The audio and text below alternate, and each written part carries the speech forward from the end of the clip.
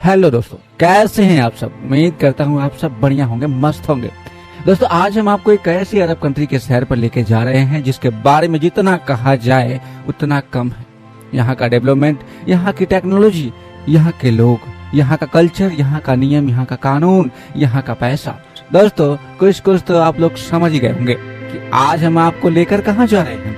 एक ऐसे देश की सैर पर जहाँ पर बर्गर से भी सस्ता डीजल और पेट्रोल है।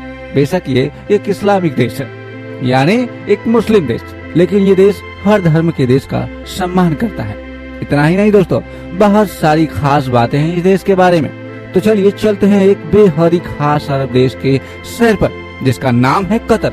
तो दोस्तों अभी तक आपने हमारी इस YouTube चैनल को सब्सक्राइब नहीं किया है तो प्लीज कर लीजिए, ताकि ऐसे ही अमेजिंग फैक्ट्स वाले वीडियो सबसे पहले आपको मिले। दोस्तों कतर दुनिया के सबसे अमीर देशों में से एक है। अमेरिका, जापान, चाइना, ये सारे देश एरिया और पॉपुलेशन के लिहाज से बहुत बड़े, लेकिन ये एरिया के लिहाज से कतर भले ही छोटा है लेकिन अमीरी में सबसे आगे है। अगर इस खूबसूरत देश की आबादी की बात की जाए तो यहाँ पर 29 लाख के आसपास लोग रहते हैं। तो दोस्तों आपको जानकर ये हैरानी होगी कि इस कंट्री में, इस देश में ज्यादातर लगभग 23% तो भारत के ही रहने वाले हैं, 13% नेपाल से हैं और 11% फिलीपींस से और 5% बांग्लादेश और श्रीलंका के लोग हैं। तो दोस्तों आप सभी जानते ही हैं कि कतर में पेट्रोल और डीजल काफी सस्ता है। यूँ समझिए कि यहाँ पर पेट्रोल से ज्यादा पानी महंगा है। पूरी दुनिया जानती है कि दुबई के शेख कितना ज्यादा रईस होते हैं, लेकिन यहाँ कतर में तो अमीरों के जलवे ही अलग हैं।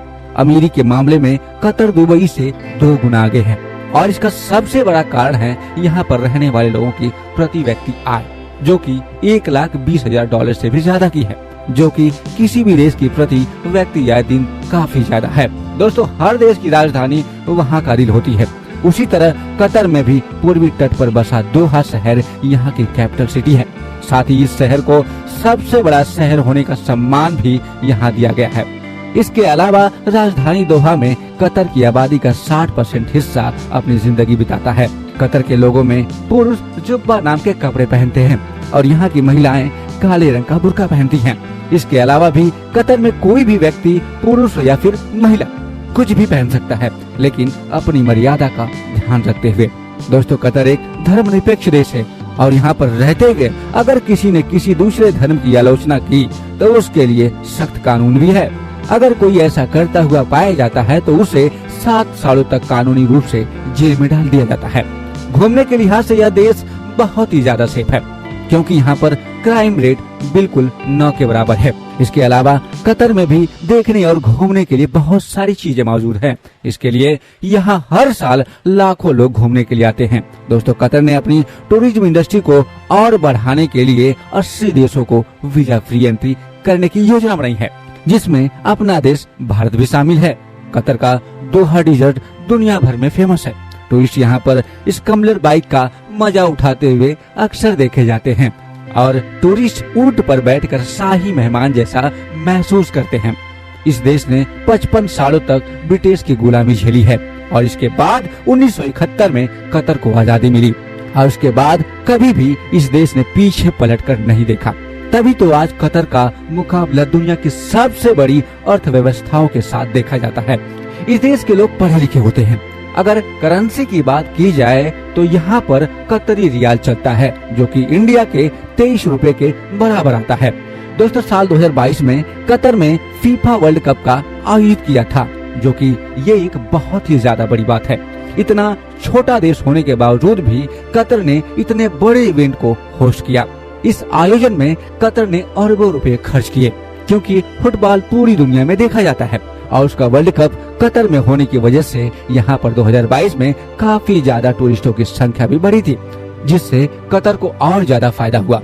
यहाँ पर रहने वाले मुस्लिम समुदाय के लोगों को शराब पीना और शराब बेचना दोनों ही मना है। अगर ऐसा करता हुआ अगर कोई व्यक्ति मिलता है तो उसे कानूनी रूप से सजा दी जाती है।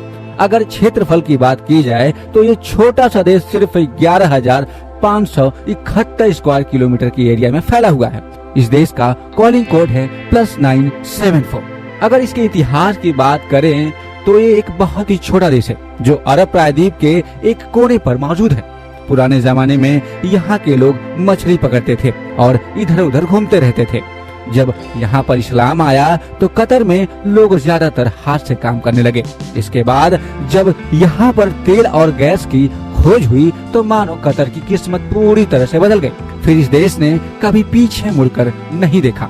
कतर दुनिया के सबसे अमीर देशों में से एक है। इसके पीछे की सबसे बड़ी वजह है यहाँ पर मिलने वाले बड़े बड़े गैस और तेल के भंडार।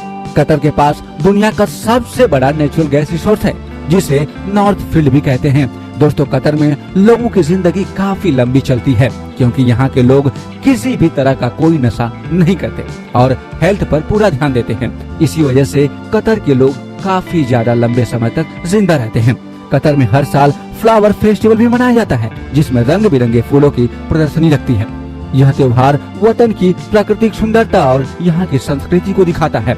इसके अलावा कतर ने आर्टिफिशियल आइलैंड भी बनाए हैं, जिसमें से एक है द पल आइलैंड। ये आइलैंड खास तौर पर व्यवसायी और व्यावसायिक क्षेत्रों के रूप में बनाए गए हैं और इनका डिजाइन और निर्माण काफी ज्यादा मॉडर्न तकनीकी के साथ बनाया गया है। कतर में the Qatar national concert hall जैसी एक शानदार इमारत भी है, जो न केवल यहाँ बताती है कि ये देश कितना अद्भुत है, बल्कि ये एक म्यूजियम भी है जिसने कतर की संस्कृति को संजो कर रखा है। इस देश को कहानियों का देश भी कहा जाता है, क्योंकि यहाँ पर बहुत सी कहानियाँ फेमस हैं, जिसमें से एक है कि कतर के लोग आमतौर पर कहानियों में अपने पूर्वजों के साहस और परंपराओं को शामिल करते हैं। इस कहानी का नाम है दस्ताने की कहानी। इसके अलावा कतर में रेगिस्तान के इलाके में जिन की कहानियां भी बहुत ज्यादा फेमस है। ये कहानियां प्राचीन समय में रेत के ठिकानों और वहाँ पर जादुई शक्तियों के बारे में होती है। अगर हम यहीं पर कतर के फेमस डिश के बारे में बात करें तो इस डिश का नाम है मल्हा डिश। दरअसल मल्हा एक तरह का स्टू है, जो खास तौर पर रमजान और दूसरे अवसरों पर बनाया जाता है। इसे बनाने में मांस और सब्जियों का इस्तेमाल होता है। कतर का एक और फेमस डिश भी है, जिसे हरीज भी कहते हैं, जो गेहूं और मांस से बना होता है, जो इसे खास तौर पर यहाँ पर ईद जैसे त्योहार पर बनाते हैं। ये देश की संस्कृति और भोजन के स्वाद को भी दर्शाती है। कतर का राष्ट्रीय जानवर अरबी ऊंट है, जिसे अंग्रेजी में अरेबियन ऑरिक्स भी कहते हैं। यह ऊंट कतर की संस्कृति और ऐतिहासिक पहचान का एक महत्वपूर्ण हिस्सा है। अरबी ऊंट एक सुंदर और दुर्लभ प्रजाति है, जो गर्म रेगिस्तान के इलाकों में पाई जाती है। इसके सुंदर सफेद रंग और लंबे सींग इसे और भी ज्यादा खास बनाते हैं। ये जानवर कतर की संस्कृति में अपना अहम स्थान रखता है और इसकी प्रजाति को बचाने के लिए यहाँ पर कई तरह के प्रयास भी किए जा रहे हैं। अगर हम यहीं पर कतर की भाषा की बात करें तो कतर में अरेबिक भाषा बोली जाती है और ये यहाँ की आधिकारिक भाषा भी है। और यहाँ सरकारी कामकाज, शिक्षा और रोजमर्रा की जिंदगी में लोग यहाँ पर इसका इस्तेमाल करते हैं। तो दोस्तों, ये था अमीरों का देश कतर। तो दोस्तों, क्या आप में से कोई भी कतर गया है? अगर गया है तो आप अपने कमेंट्स में हमें जरूर बताइएगा कि वहाँ पर खास क्या है। आपने इस वीडियो को अंत तक देखा, इसके लिए बहुत बहुत धन्यवाद।